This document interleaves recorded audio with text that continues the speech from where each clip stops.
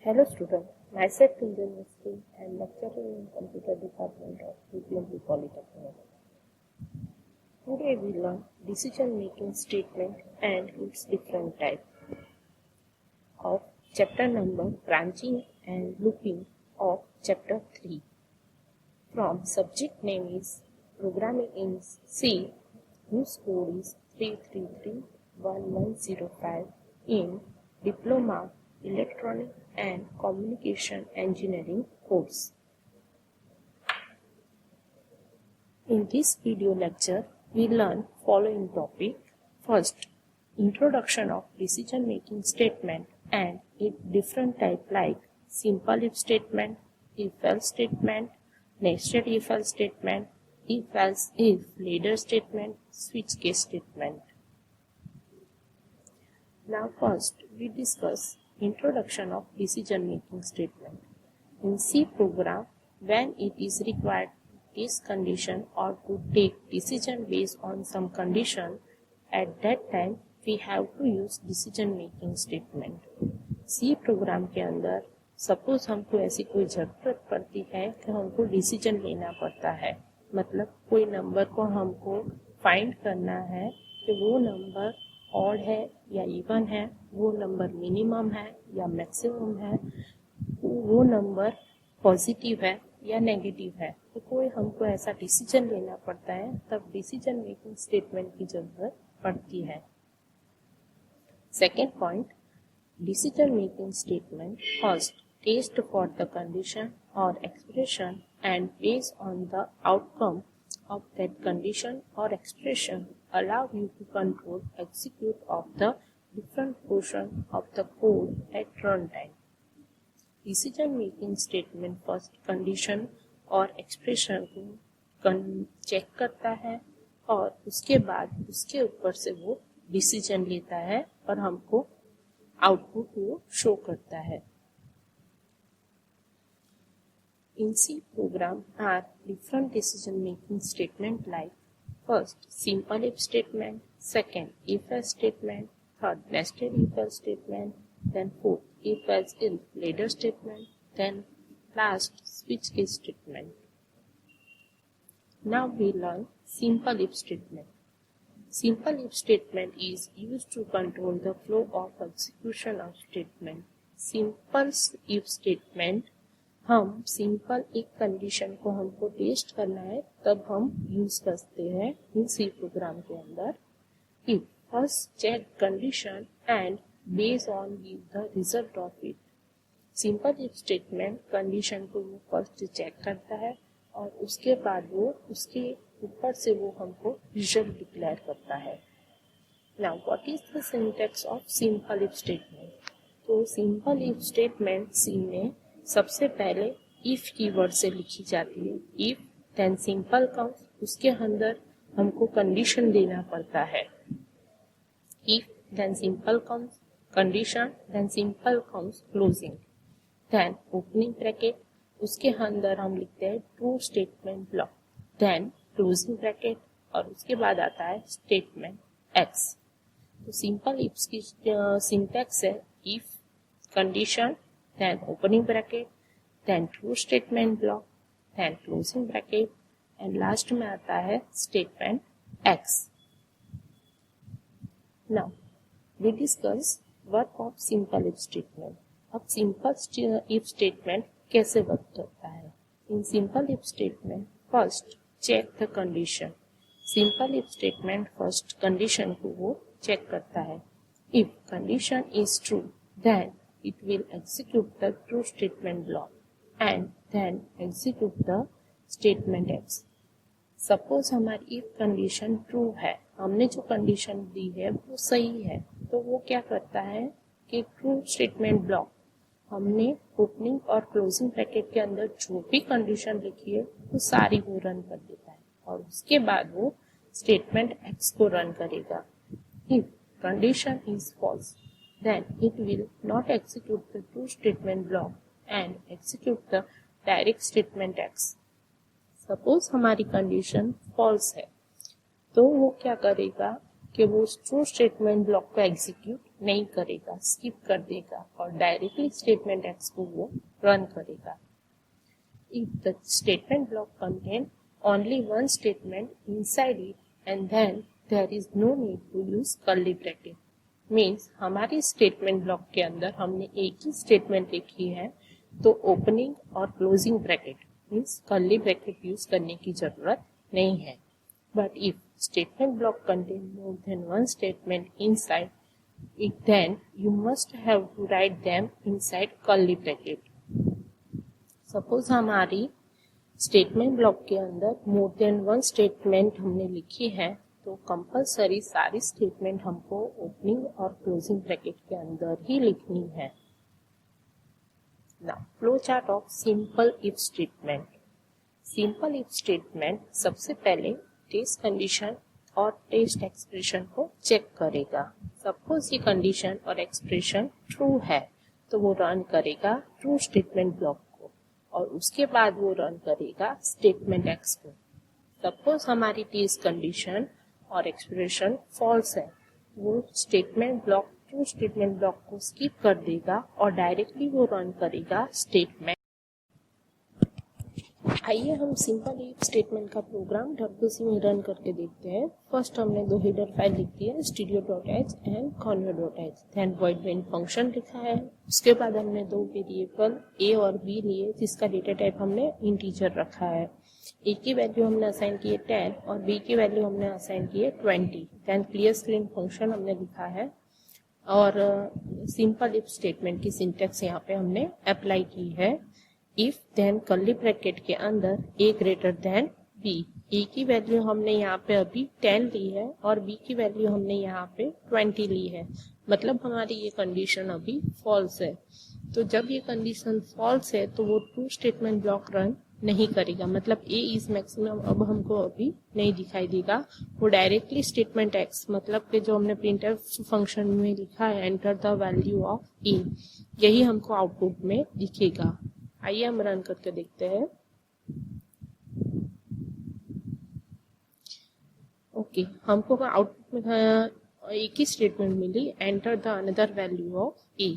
हम वापिस से प्रोग्राम में जाते हैं और अब ए की वैल्यू हम चेंज करते हैं। ए की वैल्यू मैं यहाँ पे कर रही हूँ 10 की जगह पे मैं कर रही हूँ 40।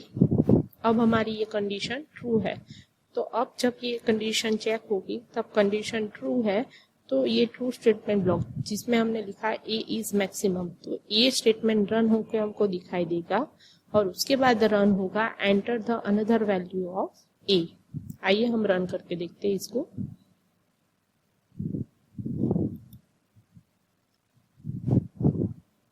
जब हमने ये प्रोग्राम रन किया a की वैल्यू चेंज करके तो true statement block condition true है इस वजह से रन हो गया और हमको स्टेटमेंट आउटपुट में मिली a is maximum and enter the another value of a. Now we learn second type of if-else statement. This is one of the most useful conditional statement used in C. C language में if-else statement maximum use किया जाता है। The if-else statement is used to check the given condition. If given condition is true, then execute the true statement block.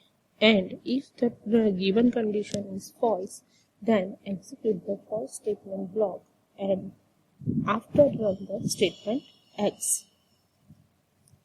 Now syntax of if-else statement is if then bracket के अंदर condition then opening bracket true statement then closing bracket else opening bracket false statement block then closing bracket and last में statement X.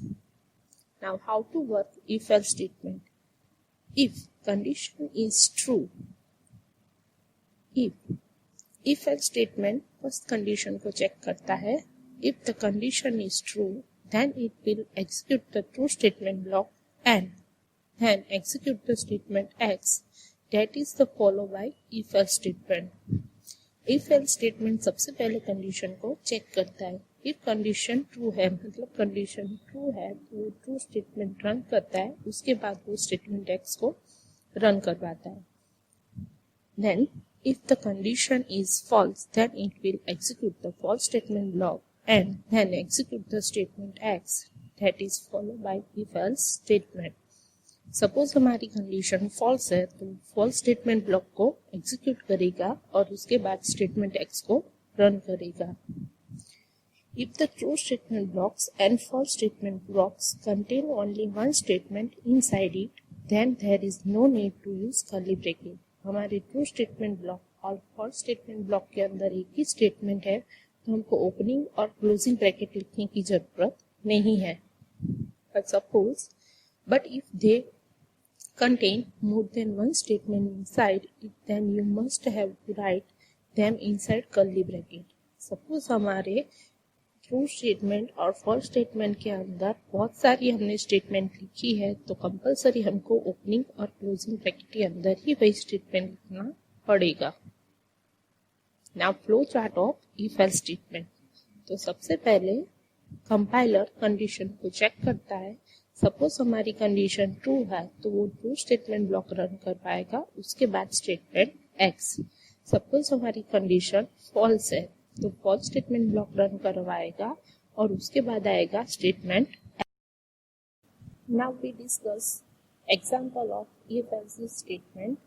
To open the turbo editor, then write the program and find the maximum number of A and B. Now here we write two header files stereo and conio. यहाँ पे हमने programme में दो header file लिखी है stereo and कॉन्यो वाली. उसके बाद हमने void main फंक्शन लिखा है. उसके बाद हमने दो वेरिएबल डिक्लेयर किए जिसका डेटा टाइप हमने इंटीजर रखा है. a इज इक्वल टू जिस a की वैल्यू हमने असाइन की है 40 और b की वैल्यू हमने असाइन की है 20. देन ये स्ट्रिंग फंक्शन अप्लाई किया है और देन इफ एल्स की सिंटैक्स लिखी है. तो यहाँ पे इफ के अंदर हमने दिया a greater than b, means a की वैल्यू b की वैल्यू से बड़ी है. तो अभी a की वैल्यू 40 है और b की वैल्यू 20 है, मतलब हमारी ये कंडीशन ट्रू है. तो सबसे पहले वो ये ट्रू ब्लॉक रन करेगा जिसके अंदर हमने लिखा है प्रिंटफ का यूज करके a इज मैक्सिमम. तो हमें आउटपुट में ये मैसेज दिखाई देगा. सपोज पर हमारी कंडीशन गलत होती तो वो ट्रू ब्लॉक्स रन नहीं करता, एल्स में आके ये फॉल्स ब्लॉक रन करता है और हमको आउटपुट में दिखाई देता ई इज मैक्सिमम. और उसके बाद स्टेटमेंट एक्स जहाँ पे हमने एक मैसेज दिया है enter the another value of A and B, वो टाइप होता है. तो अभी हमारा ये ट्रू स्टेटमेंट ब्लॉक रन होगा और उसके बाद ये स्टेटमेंट एक्स के अंदर जो हमने दिया है enter the another value of A and B, वो वाला रन होगा. आइए चलो हम रन करके देखते हैं इसको. देखिए a इज मैक्सिमम और enter the another value of a and b, हमको आउटपुट में दिखाई दिया. अब हम a की वैल्यू चेंज करते हैं. a की वैल्यू हम करते हैं 10 और b की वैल्यू सेम रखते हैं. तो अब ये कंडीशन हमारी फॉल्स है, मतलब ये ग्रेटर देन b नहीं है, ये लेस देन b है. तो ये ट्रू स्टेटमेंट वाला ब्लॉक रन नहीं होगा, एल्स में आके ये फॉल्स वाला ब्लॉक रन होगा. तो हमें आउटपुट में दिखाई देगा b इज मैक्सिमम और उसके बाद enter the another value of a and b. आइए हम रन करते हैं. देखिए तो हमें आउटपुट में दिखाई दिया b इज मैक्सिमम और उसके बाद हमें स्टेटमेंट x वाली सिंटैक्स दिखाई दी enter the another value of a and b. आइए हम डिसीजन मेकिंग का थर्ड टाइप अब डिस्कस करते हैं, nested if else statement. Nested if else statement is a conditional statement which is used when we want to check more than one condition at a time in a same program. अगर हमें एक से ज्यादा statement check करवानी है same programme के अंदर तो हम नेस्टेड इफ एल्स स्टेटमेंट का यूज कर सकते हैं सी प्रोग्राम में. The condition are executed from top to bottom checking each condition. If else statement कैसे रन होती है, वो टॉप टू बॉटम सीक्वेंस में हर एक कंडीशन चेक करते हैं. It any one condition is true then execute it true blocks, otherwise execute false statement block.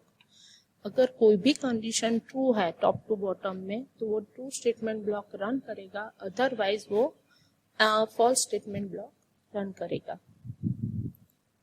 Now syntax of if else nested if else statement. सबसे पहले if then condition 1. Suppose ये condition 1 true है तो अंदर फिर से एक opening bracket के अंदर इफ एल्स वाला पूरी सिंटैक्स हम लिखेंगे और इफ के अंदर हम कंडीशन सेकंड देंगे। अगर ये हमारी सेकंड कंडीशन ट्रू है, हमारी फर्स्ट कंडीशन भी ट्रू है, सेकंड कंडीशन ट्रू है, तो ये ट्रू स्टेटमेंट वाला ब्लॉक रन होगा। अगर हमारी ये कंडीशन फॉल्स है, मतलब कंडीशन 1 ट्रू है और कंडीशन 2 फॉल्स है, तो एल्स में जाके ये स्टेटमेंट 2 रन करेगा। अगर हमारी कंडीशन 1 ही फॉल्स है तो एल्स में जाके स्टेटमेंट 3 वाला ब्लॉक वो रन करके देगा। Now how to work nested if else statement. In the obey syntax, first condition is check. सबसे पहले condition 1 है वो check की जाती है। If condition 1 is true, then it will check condition 2. Condition 1 है वो true है तो ही condition 2 को check किया जाता है। If condition 2 is true, then it will execute statement 1. Suppose हमारी कंडीशन 1 ट्रू है और कंडीशन 2 भी ट्रू है तो ही स्टेटमेंट 1 ट्रू स्टेटमेंट ब्लॉक वो एग्जीक्यूट होगा। Otherwise if condition 2 is false then it will execute statement 2। Suppose हमारी कंडीशन 1 ट्रू है और कंडीशन 2 फॉल्स है तो एल्स में जाके स्टेटमेंट 2 एग्जीक्यूट होगा।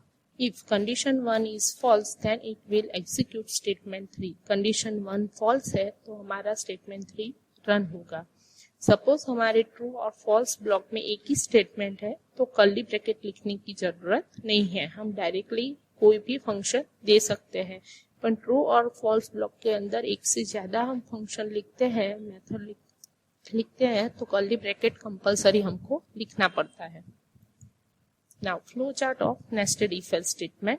सबसे पहले टेस्ट कंडीशन 1 चेक की जाएगी। सपोज टेस्ट कंडीशन 1 ट्रू है तो कंडीशन 2 को चेक किया जाएगा और दोनों कंडीशन ट्रू है तो स्टेटमेंट 1 रन होगी। सपोज कंडीशन 1 ट्रू है और कंडीशन 2 फॉल्स है तो स्टेटमेंट 2 रन होगा। सपोज हमारी कंडीशन 1 फॉल्स है तो डायरेक्ट स्टेटमेंट 3 एल्स में जाके रन होगी और उसके बाद स्टेटमेंट एक्स को रन किया जाएगा। आइए हम ये कॉन्सेप्ट लिखते हैं प्रोग्राम से।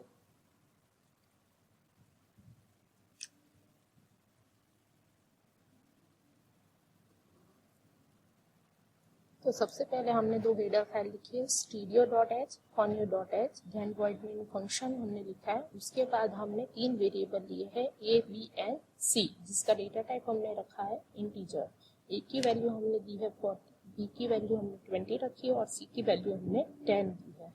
फिर क्लियर स्ट्रिंग फंक्शन रखा है और फिर हमने nested if else syntax apply की है। तो इफ के अंदर हमने सबसे पहले कंडीशन दी, कंडीशन 1 के अंदर a ग्रेटर देन b। तो भाई हमारी a की वैल्यू 40 है और b की वैल्यू 20 है तो ये हमारी कंडीशन ट्रू है। तो मतलब फर्स्ट कंडीशन ट्रू है तो वो सेकंड कंडीशन चेक करने के लिए जाएगा। तो a की वैल्यू अभी हमारी 40 है और c की वैल्यू 10 है, मतलब a ग्रेटर देन है c से। तो दोनों कंडीशन ट्रू है तो अभी हम ये प्रोग्राम रन करेंगे तो हमें आउटपुट में दिखाई देगा a इज मैक्सिमम। सपोज ऐसा होता कि ए सब मेरी कंडीशन फर्स्ट है वो ट्रू है और सेकंड कंडीशन फॉल्स है तो एल्स में जाके सी इज मैक्सिमम दिखाई देता। और सपोज हमारी पहली कंडीशन ही फॉल्स है तो हमको आउटपुट में दिखाई देता बी इज मैक्सिमम। और उसके बाद हमने स्टेटमेंट एक्स में रखा है कि enter the another value of A and B and C. आइए हम रन करके देखते हैं। अभी हमारी दोनों कंडीशन ट्रू है, ए और बी। कंडीशन 1 और कंडीशन 2 दोनों ट्रू है। तो हम जब ये रन करेंगे तो हमें आउटपुट में दिखाई देगा ए इज मैक्सिमम। तो जैसे ए, बी और सी की वैल्यू आप सेट करते हैं उस हिसाब से आपको आउटपुट दिखाई देता है और जो भी कंडीशन होती है टॉप टू बॉटम चेक की जाती है और उसके हिसाब से ट्रू या फॉल्स ब्लॉक रन होता है। Now we discuss last type of if-else-if ladder statement of if statement. It is used to check more than 2 conditions at a time in a same program. Then we use if-else-if ladder statement. Suppose हमें C programme में 2 से ज़्यादा statement को check करना है same programme के अंदर तो हम ये स्टेटमेंट का यूज कर सकते हैं। It is a check condition to top to bottom sequence. ये टॉप टू बॉटम सीक्वेंस में हर एक कंडीशन को चेक करता है। Now discuss the syntax of if else if ladder statement. तो सबसे पहले इफ के अंदर कंडीशन 1 चेक होते है। सपोज कंडीशन 1 ट्रू है तो statement number 1 true statement block उसका रन होगा। सपोज हमारी कंडीशन 1 फॉल्स है तो एल्स में जाके कंडीशन इफ एल्स में जाके कंडीशन 2 चेक होने होगी। अगर हमारी कंडीशन 2 ट्रू है तो उसकी स्टेटमेंट नंबर 2 रन होगा। और सपोज हमारी कंडीशन 2 फॉल्स है तो आगे जो एल्स इफ में हमने तीसरी कंडीशन लिखी है वो चेक होने के लिए जाएगी। इसी तरह से टॉप टू बॉटम सीक्वेंस में जितने भी हमने कंडीशन एल्स इफ से कंडीशन दी है सी प्रोग्राम के अंदर सीक्वेंस में चेक होगी। जो भी ट्रू स्टेटमेंट हमको मिल जाएगी तो वो रन होगी। जितनी भी हमको कंडीशन एंड मतलब कि हम एंड तक कंडीशन यहाँ पे दे सकते हैं ये स्टेटमेंट का यूज करके।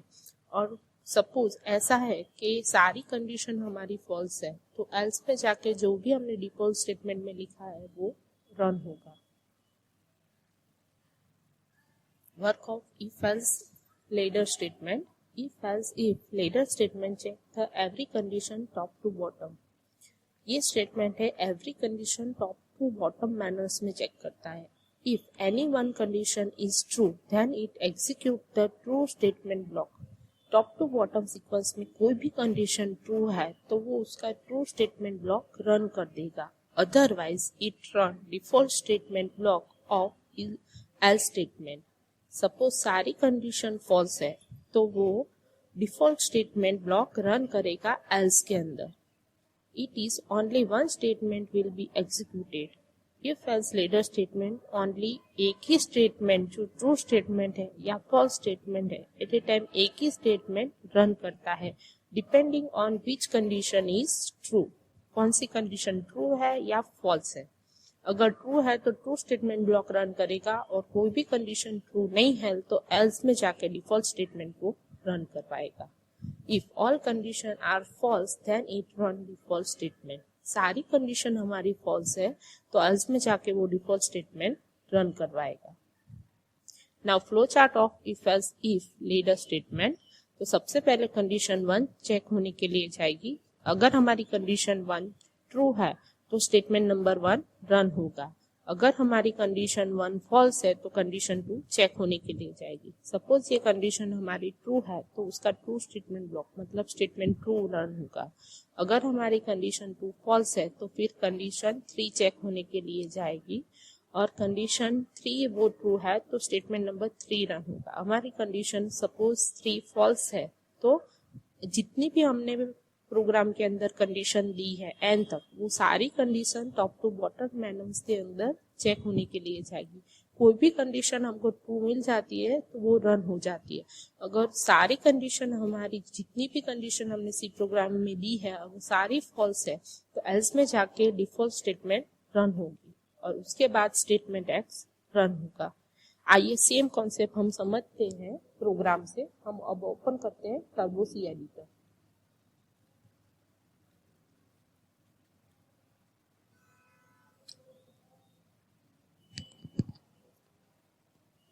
टर्बो सी एडिटर के अंदर सेम सबसे पहले हमने डिवाइडर फाइल लिख दी है, उसके अंदर वॉइड मेन फंक्शन लिखता है।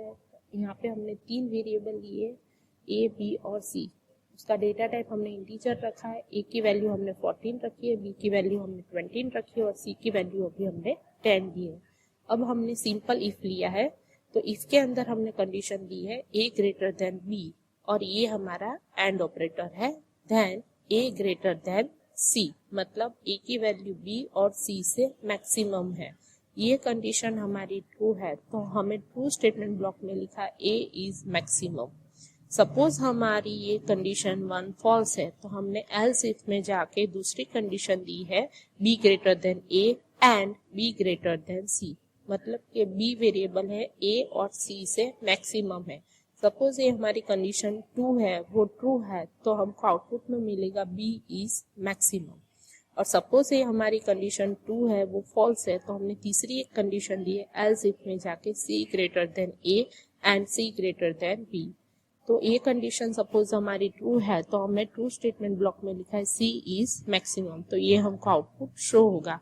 अगर हमारी ये सारी कंडीशन फॉल्स है तो एल्स में जाके हमने डिफॉल्ट स्टेटमेंट लिखा है enter the another value of A and B and C, तो ये स्टेटमेंट हमारा रन होगा।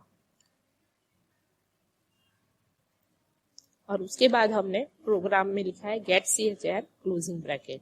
आइए हम प्रोग्राम को रन करते हैं। अभी हमारी ए की वैल्यू 14 है, बी की वैल्यू 20 है और सी की वैल्यू 10 है, मतलब ए है वो मैक्सिमम है बी और सी से, तो हमें आउटपुट में मिलेगा E is maximum.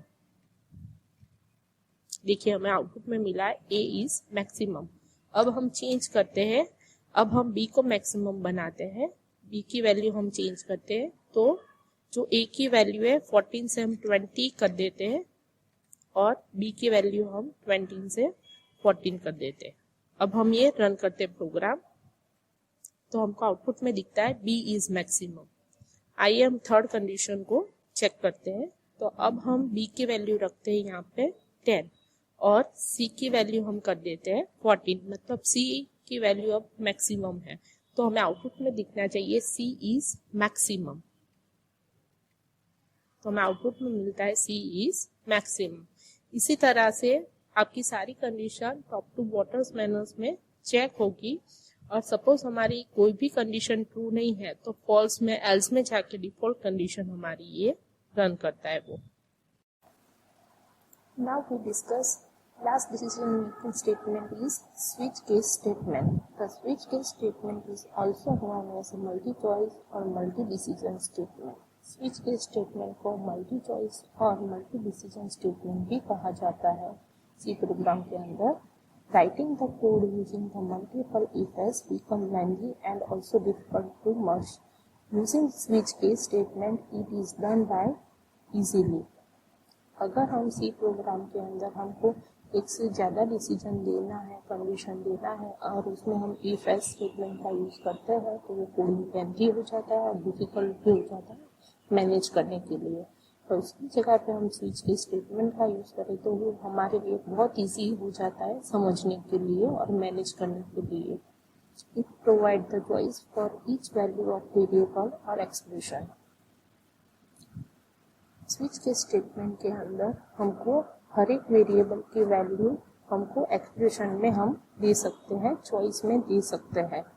The switch case statement is the value of a given variable against a list of case value, and when the match is found, a statement associated with the case is executed. अगर हमारी expression value और variable की value case value से match हो जाती है तो case statement वाला ब्लॉक रन हो जाता है। Now syntax off switch case statement. तो स्विच केस हम सी प्रोग्राम के अंदर स्विच कीवर्ड अप्लाई करके लिखते हैं।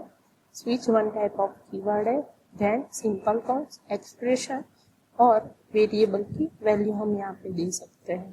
Then simple counts, close, then opening counts. उसके अंदर हम डिफरेंट केस वैल्यू अलोकेट कर सकते हैं, जितनी भी हमको चाहिए हम उतनी तक केस वैल्यू दे सकते हैं। उसे लिखा कैसे जाता है, case, then space, then value 1 और कॉलन। वैल्यू लिखने के बाद हमको कंपलसरी कॉलन सिंबल लगाना पड़ता है। अगर हमारी केस वैल्यू और एक्सप्रेशन वैल्यू मैच हो गई तो स्टेटमेंट ब्लॉक रन हो जाएगा, और इसको एग्जीक्यूशन को स्टॉप करने के लिए ब्रेक स्टेटमेंट कंपलसरी हमको यूज करना पड़ेगा। ब्रेक भी वन टाइप ऑफ कीवर्ड है और उसके बाद में सेमीकोलन लिखा जाता है। सेम ऐसे केस, देन स्पेस, वैल्यू 2 और colon. Case one type of keyword है, लेबल है, देन वैल्यू 2। वैल्यू 2 अगर हमारा मैच हो जाता है एक्सप्रेशन और वेरिएबल की वैल्यू के साथ तो स्टेटमेंट ब्लॉक 2 रन हो जाएगा, और उसका एग्जीक्यूशन स्टॉप करने के लिए हमको ब्रेक स्टेटमेंट का यूज करना पड़ेगा। Break, then semicolon. ऐसे हम नंबर ऑफ केस वैल्यू इसके अंदर दे सकते हैं, और उसके बाद लास्ट में आता है डिफॉल्ट, देन कॉलन और डिफॉल्ट। अगर हमारा कोई भी केस वैल्यू मैच नहीं हो रहा है तो डिफॉल्ट में जाके डिफॉल्ट स्टेटमेंट ब्लॉक रन होगा, और उसके बाद क्लोजिंग ब्रैकेट लिखना पड़ता है स्विच केस स्टेटमेंट को क्लोज करने के लिए। द एक्सप्रेशन और variable name is an integer और character. Float or any other data type is not allowed to give an expression or variable name. Expression और वेरिएबल नेम के अंदर हम इंटीजर और कैरेक्टर का यूज कर सकते हैं या कोई स्पेशल सिंबल का यूज कर सकते हैं। और फ्लोट वैल्यू हम उसके अंदर नहीं असाइन कर सकते, नहीं दे सकते।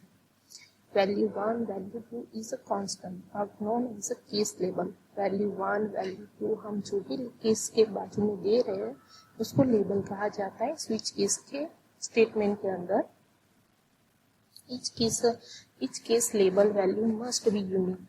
केस लेबल की जो वैल्यू होती है यूनिक होती है। each case label must end with colon.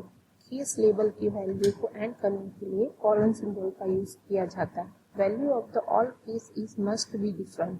और जो भी हम केस के अंदर वैल्यू दे रहे हैं वो सारे डिफरेंट होनी चाहिए। Default statement is optional statement in switch case statement. अगर हमको डिफॉल्ट स्टेटमेंट नहीं लिखनी है तो वो ऑप्शनल है। Now work of switch case statement. The value of the expression is compared against the value of case label. जो भी हम स्विच के अंदर कंडीशन एक्सप्रेशन दे रहे हो वो डिफरेंट टाइप केस वैल्यू के साथ मैच होने के लिए जाता है। If the case value is found to value match with value of the expression, then the statement associated with the case is executed. There is a simple statement or multiple statement. There is a block which sends the control to the next statement. Suppose हमारी case value और expression की value match हो गई तो particular case की block के अंदर जो भी हमने स्टेटमेंट लिखा है, सिंगल वैल्यू है या मल्टीपल वैल्यू ब्लॉक है, वो रन हो जाएगा। If the value of the expression does not match with any case value, then the statement associated with the default case is excluded. Suppose हमारा expression या condition और variable की value match नहीं हो रही है कोई भी केस वैल्यू के साथ, तो डिफॉल्ट में जाकर default case value statement block run होगा। Now flow chart of switch के स्टेटमेंट। हम आइए फिर से समझते हैं स्विच के स्टेटमेंट कैसे रन करता है।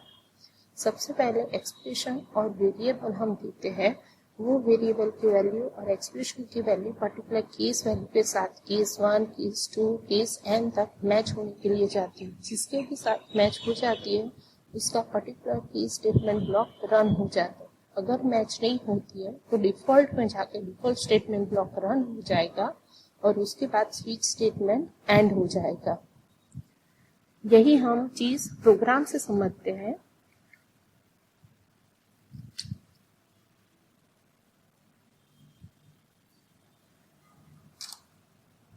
यहाँ पे हमने एक प्रोग्राम लिया है।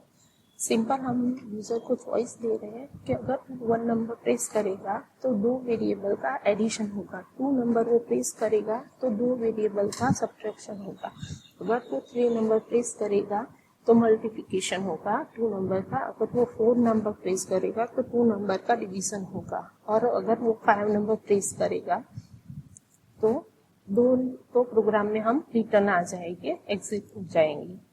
तो सबसे पहले हमने यहाँ पे 2 हेडर फाइल लिखी है, स्टीडियो और कॉन्यो। उसके बाद 2 एडमिन फंक्शन लिखा है। यहाँ पे 3 हमने वेरिएबल ली है, e इज इक्वल की value 20, b is equal to 10 रखी है, और c जिसके अंदर हम आंसर सेव करेंगे, और ch वेरिएबल है वो चॉइस के अंदर जाएगा, स्विच स्टेटमेंट के अंदर चॉइस चेक करने के लिए। देन क्लियर स्क्रीन वाला फंक्शन लिखा है हमने यहाँ पे, और यूजर को मल्टीपल चॉइस हमने दी है यूजिंग प्रिंटफ फंक्शन के द्वारा। यहाँ पे 1 नंबर में हमने लिखा है एडिशन, 2 नंबर में सब्ट्रैक्शन, 3 नंबर में मल्टीप्लिकेशन, 4 नंबर में डिवीजन, और उसके बाद हमने 5 नंबर में लिखा है एग्जिट, मतलब 5 नंबर यूजर प्रेस करेगा तो प्रोग्राम में रिटर्न आ जाएगा। देन हमने यहाँ पे मैसेज डाला एंटर योर चॉइस, तो जो भी यूजर को यहाँ पे जो चॉइस डालेगा 1 से लेकर 5 तक वो ch के अंदर ch वेरिएबल की वैल्यू में स्टोर हो जाएगा, और वही वैल्यू स्विच के अंदर पास होगी। देन उसके बाद हमने लिखा है केस एंड स्पेस करके 1 नंबर, देन कॉलन, अगर ये वैल्यू और ch की वैल्यू मैच हो जाती तो 2 नंबर का एडिशन होगा, c is equal to a plus b। यहाँ पे हमने इक्वेशन लिख दिया है, और जो भी आंसर आएगा वो हम प्रिंट करवा रहे हैं, addition of 2 number is equal to %t and then comma करके c। अब इस की स्टेटमेंट ब्लॉक को रन होने से स्टॉप करने के लिए ब्रेक स्टेटमेंट का यूज किया है, ब्रेक और सेमीकोलन। सपोज हमें केस 2, तो केस 2 में हमने 2 नंबर का सब्ट्रैक्शन की इक्वेशन लिखी है और फिर हमने आंसर यहाँ पे डिस्प्ले करवा दिया है। और ये ब्लॉक आंसर डिस्प्ले हो जाए उसके लिए ब्रेक होने के बाद हमने लिखा है ब्रेक स्टेटमेंट लिखा है, ओके, देन सेमीकोलन। फिर केस नंबर 3, यहाँ पे हमने मल्टीप्लिकेशन की इक्वेशन लिखी है और फिर आंसर डिस्प्ले कराया। देन केस नंबर 4, यहाँ पे डिवीजन की इक्वेशन लिखी है और डिवीजन का आंसर यहाँ पे प्रिंट कर रहा है, फिर ब्रेक स्टेटमेंट। और 4 में से कोई भी नहीं हो रहा है तो केस नंबर 5, प्रोग्राम में रिटर्न होने के लिए और डिफॉल्ट स्टेटमेंट में हमने प्रिंट करवाया रॉन्ग चॉइस। यहाँ पे स्विच केस का closing bracket and then get ch। आइए हम इस प्रोग्राम को रन करके देखते हैं। यहाँ पे हमको 5 चॉइस मिल रही है, 1 एडिशन के लिए, 2 सब्ट्रैक्शन के लिए, 3 मल्टीप्लिकेशन के लिए, 4 डिवीजन के लिए और 5 प्रोग्राम में रिटर्न होने के लिए। तो एंटर योर चॉइस, तो अभी हम 1 डाल रहे हैं, तो 2 वेरिएबल की 2 नंबर का एडिशन होगा और हमको आंसर दिखाई देगा एडिशन वाला। तो देखिए, addition of 2 number is equal to 30। A की वैल्यू हमने ली है 20 और बी की वैल्यू हमने 10 ली है, तो एडिशन में आंसर हमको मिलता है 30। जैसे ही मैं एंटर करूंगी प्रोग्राम हम रिटर्न हो जाएंगे, फिर से हम रन करते हैं, फिर हम करते हैं सब्ट्रैक्शन, तो हमें यहाँ पे आंसर मिलता है सब्ट्रैक्शन इज इक्वल टू 10। फिर से आइए ये प्रोग्राम हम रन करते हैं, यहाँ पे मल्टीप्लिकेशन करते हैं 2 नंबर का। एंटर चॉइस मैंने 3 डाली तो 2 नंबर का मल्टीप्लिकेशन हो गया है 20 into 10 is equal to answer हमको मिला 200। फिर से मैं रन कर रही हूँ, अब मैं डाल रही हूँ एंटर द चॉइस नंबर 4, मतलब कि 2 नंबर का डिवीजन होगा, एंड एंटर। तो यहाँ डिवीजन में मुझे आंसर मिल रहा है 2, 20 divide by 10 is equal to 2। फिर से अब मैं रन कर रही हूँ, यहाँ पे चॉइस में डाल रही हूँ 5 नंबर, मतलब मैं प्रोग्राम में रिटर्न हो जाऊंगी। तो ये प्रोग्राम रिटर्न हो गया, कोई भी हमें आउटपुट नहीं मिला। फिर से मैं रन कर रही हूँ, ये 5 के अलावा हम कोई भी चॉइस अब डालेंगे 6, 7, 8 नंबर की, तो मुझे क्या मिलेगा कि रॉन्ग चॉइस, ऐसा मुझे आउटपुट मिलना चाहिए। तो अभी मैं 8 नंबर डाल रही हूँ और एंटर कर रही हूँ, तो रॉन्ग चॉइस ऐसा मिलना चाहिए। Thank you so much for watching this video.